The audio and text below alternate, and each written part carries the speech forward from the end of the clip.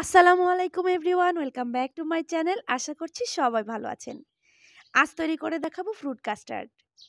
বাসায় কিভাবে custard powder তৈরি করবেন সেই রেসিপিটিও শেয়ার করছি।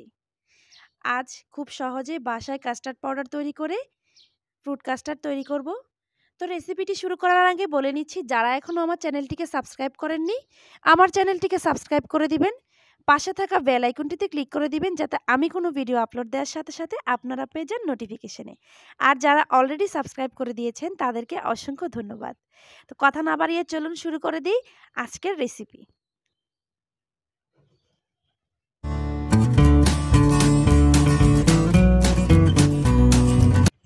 আমি প্রথমেই কাস্টার্ড পাউডার তৈরি করে নিব।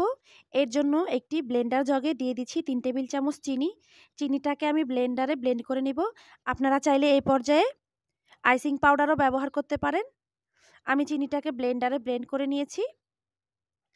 এখন আমি এখানে অ্যাড করে দিব 2 টেবিল চামচ কর্নফ্লাওয়ার,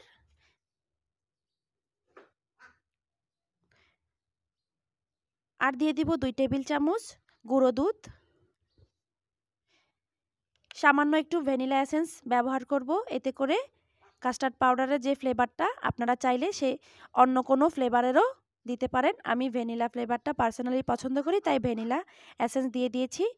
আর দিয়ে দিচ্ছি 2 থেকে 3 ফোঁটা অরেঞ্জ ফুড কালার। এবার আমি আবারও ভালো করে ব্লেন্ডারে ব্লেন্ড করে নিয়েছি। এই তো আমার কাস্টার্ড পাউডারটা একদমই রেডি। এভাবে তৈরি করে আপনারা একটি এয়ারটাইট বক্সে ভরে 1 থেকে 1.5 মাস নর্মাল ফ্রিজে রেখে সংরক্ষণ করতে পারেন। একদম দোকানের কেনা কাস্টার্ড পাউডারের মতোই সেম টু সেম তৈরি করেছি। আপনারা বাসায় ট্রাই করলে অবশ্যই বুঝতে পারবেন। এবার তৈরি করব কাস্টার্ড।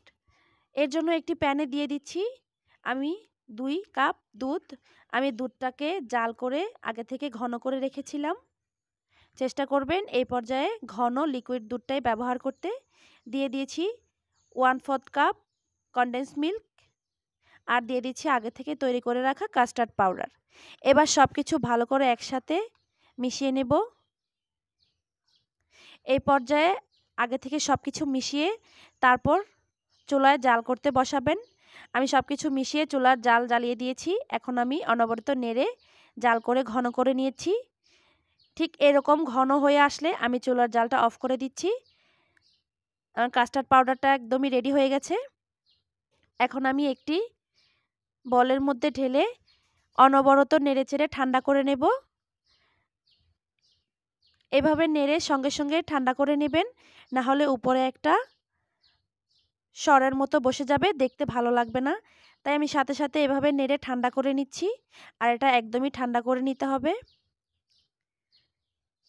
ফ্রুট কাস্টার্ডের জন্য আমি কিছু ফ্রুট নিয়ে নিচ্ছি আম, আপেল, তরমুজ আর লিচু। আপনারা যে কোনো পছন্দের ফল নিয়ে নিতে পারেন। আমি সিজনাল ফলগুলোই ব্যবহার করছি। এখন এই কাস্টার্ডের মধ্যে আমি দিয়ে দিচ্ছি ফলগুলো।